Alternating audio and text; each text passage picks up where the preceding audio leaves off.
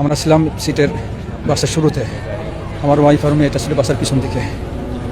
আমার ওয়াইফটা আল্লাহ বাসাইতেছে, বাইরে চলে আসছে। মেয়েটা 17 জানতো না, 13 বছর বয়স, 18 বার কোরআনের হাফেজা। আল্লাহ দুনিয়া থেকে নিয়ে গেছে।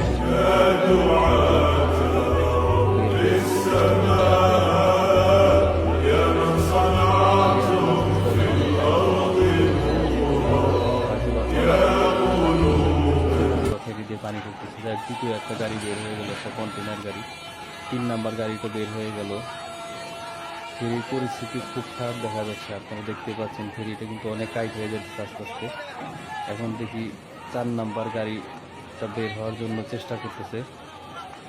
ফেরি আসলে দেখতে পাচ্ছেন অনেকখানি হেলে গেছে, অনেক অনেক অনেক টাইট হয়ে গেল অনেক।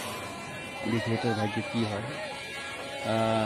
গাড়িটা আটকা পড়ে গেল, আর মনে হয় কাজ হবে না সম্ভবত। ফেরিটা অনেক অনেক টাইট হয়ে গেছে অনেক। এখন দেখা যায় আল্লাহ পাক কী রাখছে ভাগ্যে। এখন সবাই তো দ্রুত চেষ্টা করছে বের হওয়ার জন্য,